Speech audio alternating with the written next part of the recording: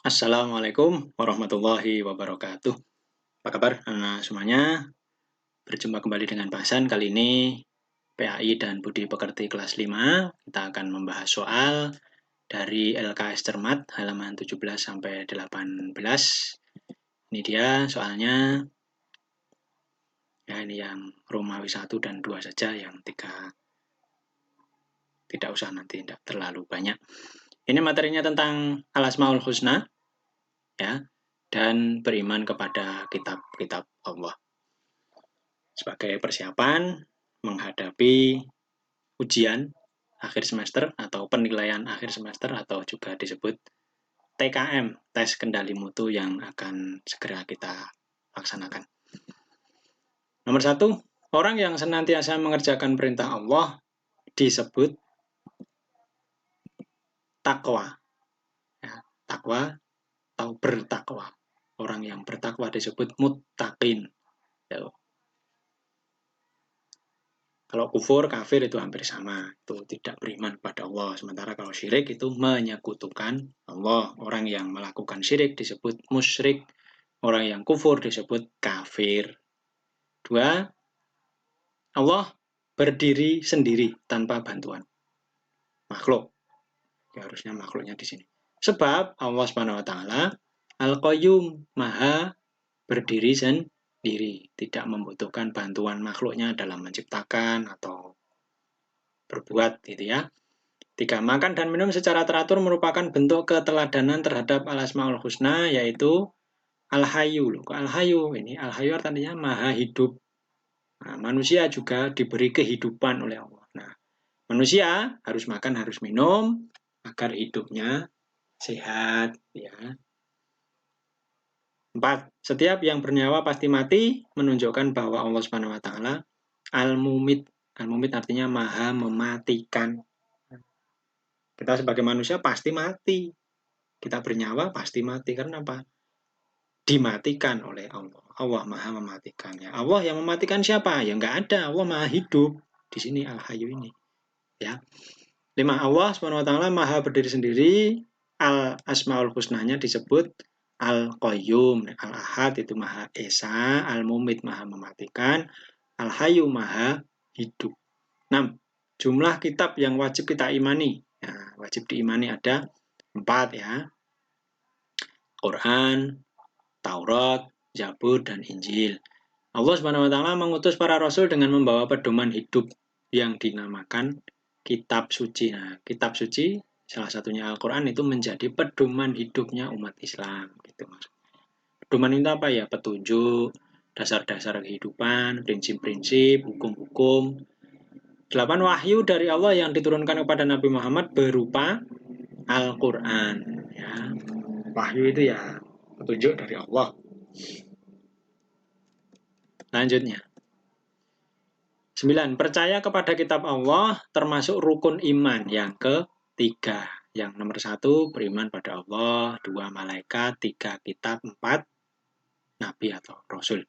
10, kitab Taurat adalah kitab yang diajarkan kepada kaum Bani Israel. Kaumnya Nabi Musa. Itu Bani Israel namanya.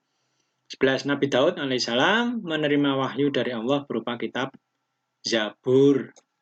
Kalau Taurat kan untuk Nabi Musa ini. Injil untuk Nabi Isa, Al-Quran untuk Nabi Muhammad. 12. Kitab yang diterima Nabi Daud menggunakan bahasa Qibti.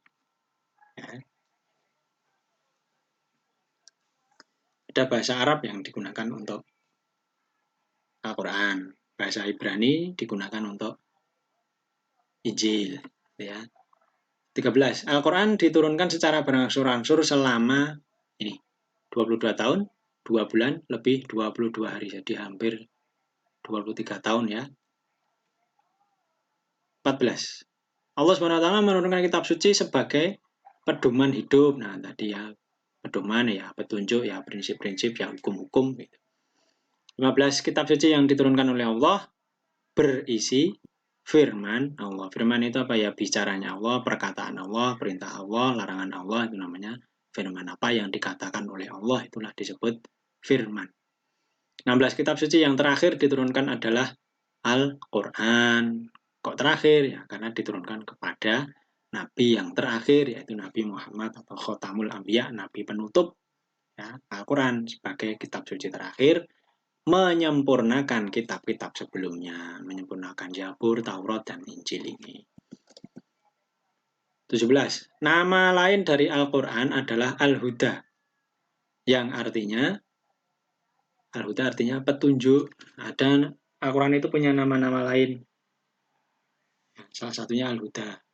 Ada yang disebut peringatan, disebut Adzikru. Nah, ini nanti di bawah.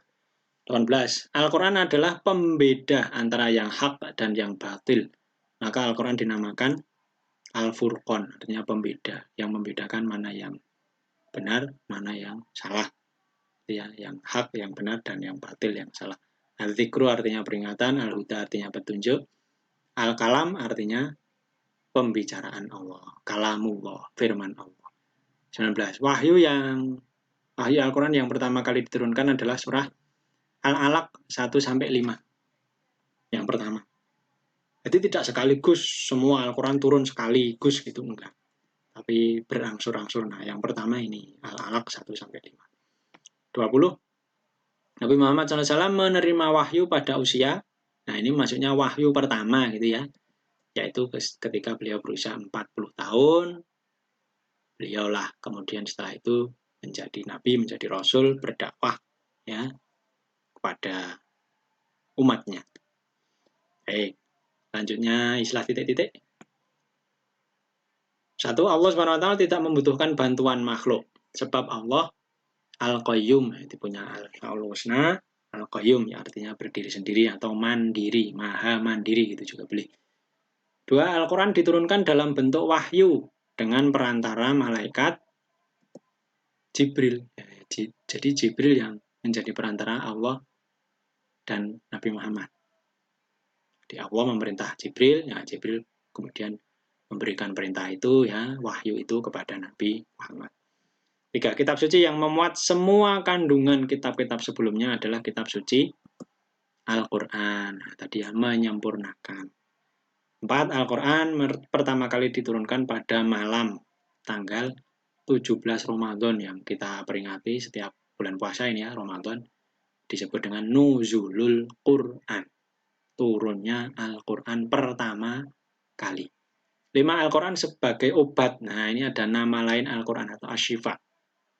Khususnya penyakit hati ya, penyakit jiwa, iri, dengki, dan seterusnya itu bisa diobati dengan Al-Quran. Juga mungkin penyakit yang fisik ya, itu bisa juga diobati dengan bacaan-bacaan Al-Quran tertentu.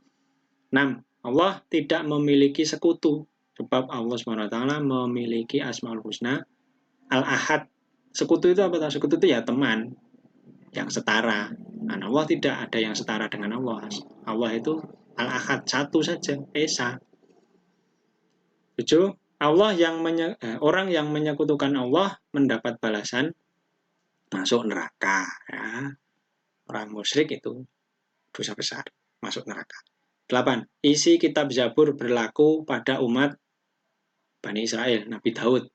Ya, umatnya Nabi Daud itu Bani Israel. 9. Keaslian Al-Quran dijaga oleh, nah yang menjaga siapa? Allah. Bagaimana caranya? Nah, Allah punya cara tersendiri ya, bagaimana agar Al-Quran itu terjaga. Salah satunya adanya para penghafal Al-Quran. Jadi satu pun huruf dalam Al-Quran itu, misalnya ada yang menghilangkan, gitu ya, pasti diketahui. Sudah banyak orang yang menghafal Al-Quran ya, bisa bolak-balik, tahu ayatnya mana, surat apa gitu, tahu. 10. Surah yang terakhir kali diturunkan Allah Subhanahu wa Ta'ala adalah surah Al-Maidah, ayat yang ketiga.